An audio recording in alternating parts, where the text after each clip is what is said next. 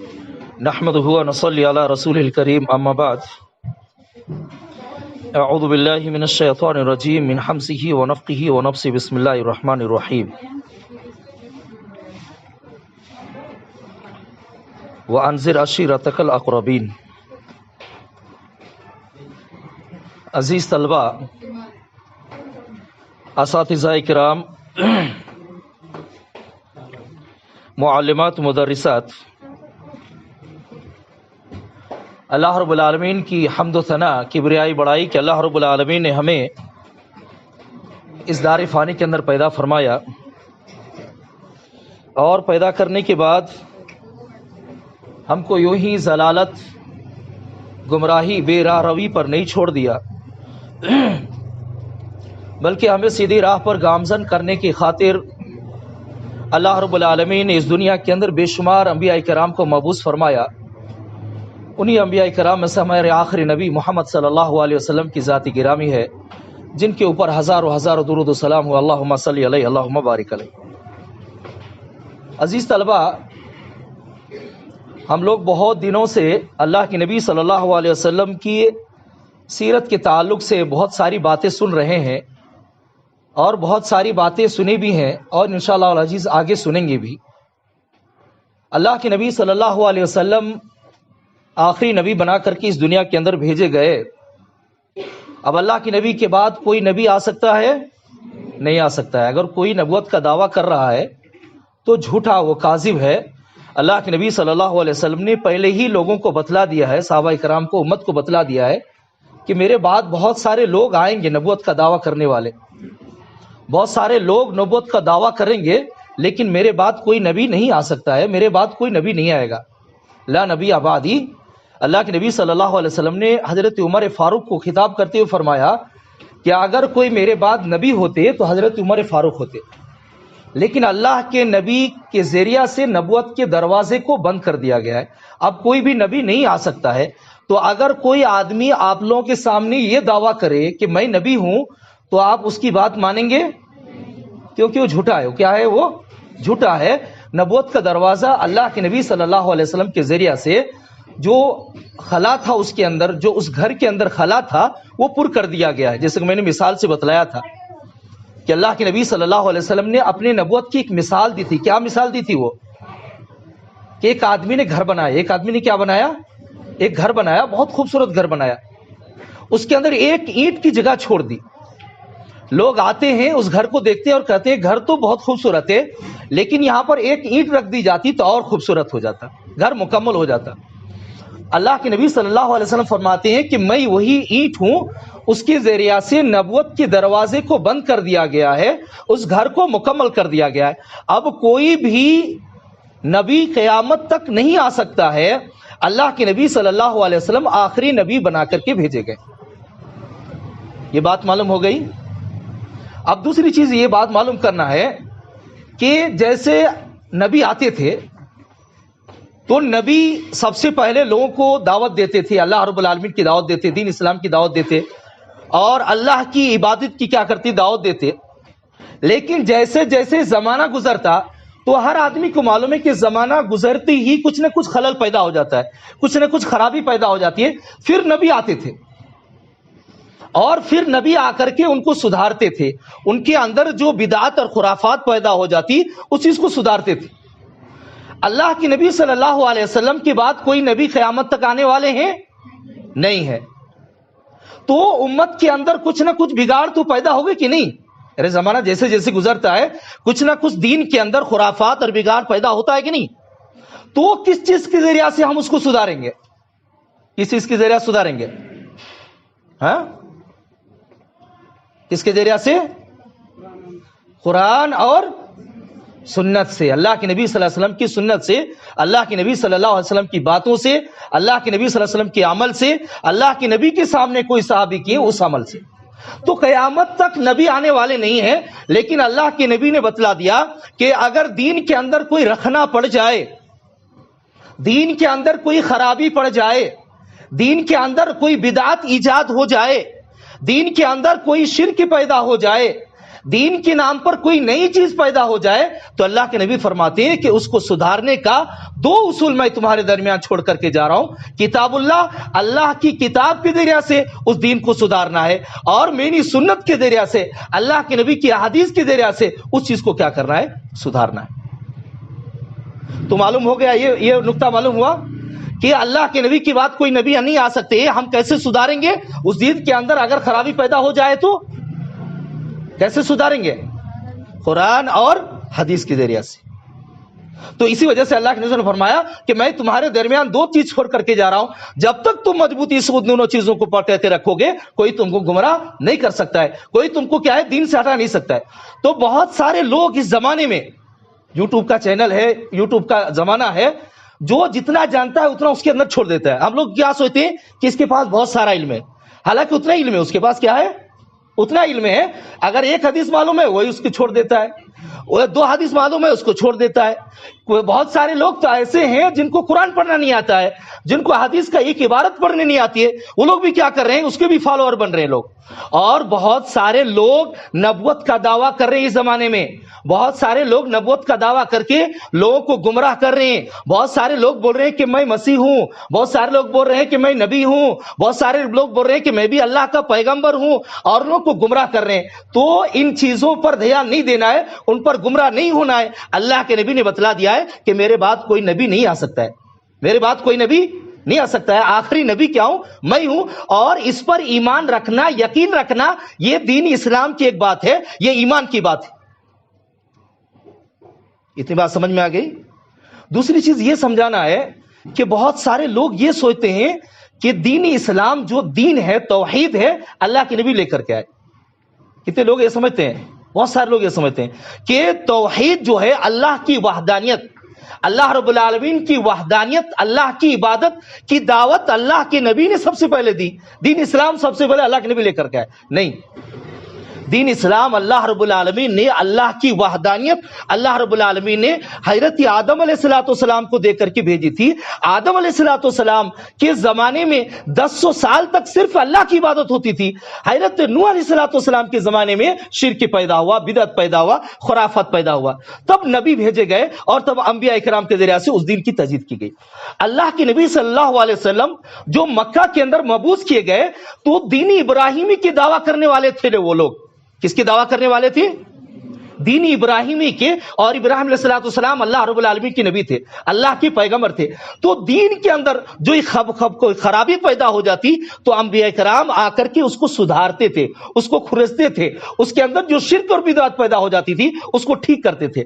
تو دین اسلام جو ہے اللہ کے نبی نکل کے نہیں آئے, توحید کی دعوت جو ہے اللہ کے نبی کو لے کر کے نہیں آئے, بلکہ اللہ رب العالمین نے حضرت آدم علیہ السلام کے ذریعے سے اتارا. اور ہر نبی نے آ کر کے اس کے اندر تجدید کی, اس کے اندر سدھار کیا, اس دین کو بتلایا اور اس چیز کے بارے میں لوگوں کو سکھایا, دعوت دی. تو اللہ کے نبی کا بھی وہی مشن تھا, اللہ کے نبی کا بھی کیا ہے, وہی مشن تھا. تو اللہ کے نبی صلی اللہ علیہ وسلم جب نبی بنائے گئے تو ہم لوگ یہ مطالعہ کر رہے تھے کہ عرب کے ماحول کیسا تھا, عرب کے اندر دین کیسا تھا, عرب کے اندر کیسے بدعات اور خرافات ہوا کرتا تھا. تو اللہ کے نبی صلی اللہ علیہ وسلم کو کتنے سال کی عمر میں نبوت دی گئی؟ 40 سال کی عمر میں اللہ کے نبی صلی اللہ علیہ وسلم کو نبوت دی گئی. اللہ کے نبی صلی اللہ علیہ وسلم نبوت بنائے گئے. اس کے بعد اللہ کے نبی صلی اللہ علیہ وسلم نے نبی بننے کے بعد اپنی دعوت کا آغاز کیا. تو دیکھو جو مکہ ہے, مکہ یہ پورے عرب کے اندر ہی نہیں بلکہ دوسرے ملکوں کے بھی لیے بھی اس زمانے میں بڑا ہی مقدس مقام تھا, اس کی بڑی اہمیت تھی. اور وہاں پر شرک اور بدعت پیدا ہو گیا تھا. اب وہاں پر کوئی دعوت کو کام کرنا اور اللہ کی طرف بلانا ایک بہت بڑی عظمت کی بات تھی, ایک بہت بڑا کام تھا کہ جہاں مرکز ہو اس مرکز میں لوگوں کو اللہ کی وحدانیت کی طرف دعوت دیں, اللہ کی پوجا کی طرف دعوت دیں, ایک اللہ کی بات کی طرف دعوت دیں. کیونکہ وہاں پر لوگ الگ الگ معبود بنا کر کے تھے, الگ الگ بتیں گاڑ کر کے تھے, الگ الگ مجسمے گاڑ کر کے تھے. بہت سارے لوگ یہ سوچتے تھے یہ اولاد دینے والا ہے, بہت سارے لوگ یہ سوچتے تھے یہ رزق دینے والا ہے, بہت سارے لوگ یہ سوچتے تھے یہ بارش برسانے والا ہے. یعنی الگ الگ معبودوں کے پاس جا کر کے الگ الگ چیزیں مانگا کرتے تھے. اب اللہ کے نبی کی دعوت یہ تھی کہ اللہ کے علاوہ کوئی معبود نہیں ہے. تو ان لوگوں کو یہ خیال آ رہا تھا کہ سارے معبودوں کو ایک معبود پر گردان رہا ہے, سارے معبودوں کو ایک معبود کر دے رہا ہے. اجعل الآلہۃ الہ واحد, کہ کیا سارے معبود ہمارے جتنے بھی معبود ہیں اس کو ایک ہی معبود کر دے رہا ہے کہ تمہارا ایک ہی معبود ہے؟ تو اللہ کے نبی صلی اللہ علیہ وسلم نے ایسے ماحول میں اللہ کے دعوت شروع کی جو مرکز تھا، جہاں پر لوگ عزت کے ساتھ جاتے تھے، اس کا احترام کرتے تھے، بیت اللہ کا احترام کرتے تھے، اور عرب کے لوگ، قریش کے لوگ خاص کر کے یہ سمجھتے تھے کہ ہم لوگ اس کے کیا ہے والی ہیں، ہم لوگ اس کے کیا ہے پاسبان ہیں، ہم لوگ اس کے کیا ہے راہبر ہیں۔ ایسی جگہ پر اللہ کے نبی صلی اللہ علیہ وسلم نے دعوت کا آغاز کیا۔ تو سب سے پہلے اللہ کے نبی صلی اللہ علیہ وسلم نے اپنی بیوی کو دعوت دی۔ تو سب سے پہلے حضرت خدیجہ ایمان لے کر کے آئی۔ اس کے بعد جان پہچان کے لوگ تھے، حضرت ابوبکر صدیق جو اللہ کے نبی صلی اللہ علیہ وسلم گارے یار تھے، اللہ کے نبی صلی اللہ علیہ وسلم کے دوست تھے ابوبکر صدیق، ان کو دعوت دی تو انہوں نے بھی اسلام کو قبول کیا۔ اس کے بعد حضرت علی جو ان کی کفالت میں، انہوں نے بھی اسلام قبول کیا۔ حضرت زید انہوں نے بھی اسلام قبول کیا۔ کیوں؟ اس وجہ سے کہ ان کو معلوم تھا کہ اللہ کے نبی صلی اللہ علیہ وسلم کی ذات کیسی ہے، اللہ کے نبی صلی اللہ علیہ وسلم کی ذات کیسی ہے، اللہ کے نبی کے معاملات کیسے ہیں، اللہ کے نبی کی صفات کیسے ہیں۔ اللہ کے نبی کی زبان سے نبوت ملنے سے پہلے سے بھی کبھی جھوٹ کا لفظ نہیں نکلا۔ اللہ کے نبی نے کوئی غلط کام نہیں کیا۔ مکے کے اندر اتنے سارے خرافات تھے لیکن اس جگہ پر بھی نہیں ہے، یہاں تک کہ اللہ کے نبی بتوں کے نام کی بھی کبھی قسم کھا نہیں کھاتے تھے۔ تو ان لوگوں کو معلوم تھا کہ جو آدمی دنیا میں جھوٹ نہیں بول سکتا ہے، جو آدمی دنیا کے معاملات میں جھوٹ نہیں بول سکتا ہے، اللہ کے بارے میں بھی جھوٹ نہیں بولے گا، اللہ کے بارے میں بھی جھوٹ نہیں بولے گا۔ فوراً وہ اسلام لے کر کے آئے، پہلے دن ہی وہ لوگ اسلام لے کر کے آ گئے۔ اس کے بعد حضرت ابوبکر صدیق کے بارے میں تھوڑا جانکاری لیتے ہیں۔ حضرت ابوبکر صدیق رضی اللہ تعالیٰ عنہ یہ تاجر تھے، بہت بڑے کیا تھے؟ تاجر تھے، اور لوگوں کے ساتھ ان کا معاملہ بڑا اچھا رہتا تھا، لوگ ان کے پاس آیا کرتے تھے، میل جول رہا کرتا تھا۔ تو جب حضرت ابوبکر صدیق ایمان لائے تو انہوں نے بھی اس دعوت کا آغاز کیا، اور حضرت ابوبکر صدیق کی دعوت سے حضرت عثمان، حضرت زبیر، حضرت عبد الرحمن، حضرت سعد بن ابی وقاص، اسی طریقے سے حضرت بلال، یہ سب صحابہ کرام ان کی دعوت سے کیا ہے؟ اسلام کو قبول کے، اور اسی طریقے سے اسلام آہستہ آہستہ آگے بڑھتے رہا اور لوگ شرک کو چھوڑ کر کے توحید کی طرف آنا شروع کیے۔ تو سب سے پہلی ابتدا میں ان کی بیوی نے اسلام قبول کیا، حضرت ابوبکر صدیق، حضرت علی، حضرت زید، اسی طریقے سے حضرت عثمان، حضرت زبیر، حضرت عبد الرحمن، سعد بن ابی وقاص، اس طریقے سے عثمان ابن مظعون، حضرت بلال، ابوذر بن جراح، خباب، یاسر، یہ بہت سارے صحابہ کرام ہیں جو سب سے پہلے اللہ کے نبی صلی اللہ علیہ وسلم کے اوپر اسلام لائے۔ تو اللہ کے نبی صلی اللہ علیہ وسلم نے اس وقت خفیہ دعوت شروع کی۔ کیسی دعوت شروع کی؟ یعنی انفرادی طور پر ایک ایک آدمی کے پاس جاتے اور ان کو اسلام کی دعوت دیتے۔ حضرت ابوبکر صدیق ایک ایک آدمی کے پاس جاتے، ان کو اسلام کی دعوت دیتے۔ اس حضرت ابوبکر صدیق کے پاس ایک واقعہ ہے ان کے بارے میں کہ بہت بڑے تاجر تھے وہ، جب اسلام قبول کیے، مسلمان ہوئے، مسلمان ہونے کے بعد انہوں نے اپنی جان کی ذریعہ سے اور اپنے مال کی ذریعہ سے بھی اسلام کی خدمت شروع کی۔ ان کا ایک ساتھی تھا حضرت وائل، حضرت عاص بن وائل، یہ دونوں تجارت میں ساتھ تجارت کیا کرتے تھے۔ تو جب حضرت ابوبکر صدیق اسلام لائے اور اسلام لانے کے بعد دین اسلام کی خدمت میں لگ گئے، تو دیکھیں حضرت ابوبکر صدیق کیسے خدمت کیا کرتے تھے۔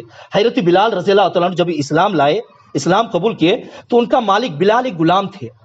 ان کے مالک کو معلوم ہوا کہ بلال اسلام لے کر کے آ گئے ہیں، تو حضرت بلال کو پکڑتے اور دھوپ میں، چلچلاتی ہوئی دھوپ میں ریگستان پر لے کر کے جاتا ان کا مالک، اور اس ریگستان میں لٹا دیتا، اس کے اوپر ایک پتھر، بھاری پتھر رکھ دیتا اور اس کے اوپر بیٹھ جاتا تھا اور بولتا تھا کہ تم دین کو، اسلام کو چھوڑ دو۔ لیکن حضرت بلال کی زبان سے کیا آواز نکلتی تھی؟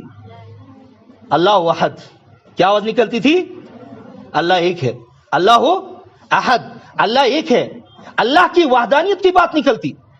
حضرت ابوبکر صدیق رضی اللہ تعالیٰ عنہ ایک بار دیکھے کہ ان کے اوپر اتنا بڑا ظلم ہو رہا ہے، ان کے اوپر کیا زد و کوب ہو رہا ہے، ظلم ہو رہا ہے، تو ان کے مالک سے کہا کہ میں اس کو خریدنا چاہتا ہوں، میں اس کو کیا کرنا چاہتا ہوں؟ خریدنا چاہتا ہوں۔ تو اس کے مالک نے کہا کہ نہیں، میں فروخت کرنے کے لیے تیار نہیں ہوں۔ پھر حضرت ابوبکر صدیق نے کہا کہ میں اس کو خریدنا چاہتا ہوں۔ اس کے مالک نے کہا کہ میں خریدنے کے لیے، میں بیچنے کے لیے تیار نہیں ہوں۔ حضرت ابوبکر صدیق نے 4 گنا قیمت زیادہ دے کر کے، کتنی گنا؟ 4 گنا قیمت زیادہ دے کر کے، یعنی اگر 10,000 قیمت ہے تو 1 لاکھ دے کر کے حضرت بلال کو خرید کے آزاد کر دیے۔ سبحان اللہ۔ یہ حضرت ابوبکر صدیق کی کیا ہے؟ دین اسلام کے بارے میں خدمت میں. تو اس طریقے سے دین اسلام کے لیے اپنے مال کو لٹانے لگے، دین اسلام کی خدمت میں اپنے مال کو دینے لگے تو تھوڑا غریب ہو گئے. تو اس کے ساتھی نے ایک مرتبہ دیکھا کہ ان کا قمیض جو ہے پھٹا ہوا ہے، تو حضرت ابوبکر صدیق کو کہنے لگا کہ دیکھو ابوبکر صدیق، تم اسلام میں نہیں تھے، کتنا تمہارے پاس مال تھا، آج تمہارے پاس کچھ نہیں ہے، آج تمہارے پاس کیا ہے؟ کچھ نہیں ہے. اللہ کے نبی صلی اللہ علیہ وسلم کو جب یہ بات معلوم ہوئی تو اللہ کے نبی نے فرمایا اے ابوبکر صدیق، تم نے بہترین تجارت کی ہے، تم نے بہترین تجارت کی ہے، اللہ رب العالمین اس کا صلہ دے گا، اللہ رب العالمین اس کا تم کو کیا کرے گا؟ بدلہ دے گا. تو اللہ کے نبی صلی اللہ علیہ وسلم 3 سال تک خفیہ دعوت دیے، تنہائی میں جاتے، لوگوں کو اسلام کے بارے میں بتلاتے، شرک اور بدعات سے کیا کرتے؟ روکتے تھے. کیونکہ اللہ رب العالمین کی طرف سے ابھی حکم نہیں آیا تھا عام دعوت دینے کا، عام اعلان کرنے کا حکم نہیں آیا تھا. اسی وجہ سے اللہ کے نبی صلی اللہ علیہ وسلم خفیہ طور پر صحابہ کرام دین اسلام کو، توحید کو، اللہ کی وحدانیت کو آگے بڑھانے لگے، دعوت دینے لگے. اس کے بعد 3 سال کے بعد اللہ کے نبی صلی اللہ علیہ وسلم کے اوپر قرآن کی آیت کریمہ، سورہ شورى کی آیت کریمہ اتری کہ اے نبی، آپ اپنے خاندان والوں کو ڈرائیے، قیامت سے ڈرائیے، اپنے خاندان والوں کو جہنم سے ڈرائیے، جنت کی بشارت دیجیے. اس کے بعد وہ آیت کریمہ نازل ہوئی. اس کے بعد اللہ کے نبی صلی اللہ علیہ وسلم نے عام دعوت دینے کا آغاز کیا، جو آنے والا جمعہ بتلایا جائے گا کہ کس طریقے سے عام دعوت کا آغاز کیا اللہ کے نبی صلی اللہ علیہ وسلم نے، اور اس دعوات کے ثمرے میں کیا کیا نتیجے نکلے، کس طریقے سے صحابہ کرام کے پر ظلم ہوا، یہ چیزیں بتلائی جائیں گی. اللہ رب العالمین ہم تمام مسلمانوں کو، ہم تمام لوگوں کو ان باتوں کے کہنے اور سننے سے زیادہ عمل کرنے کی توفیق عطا فرمائے.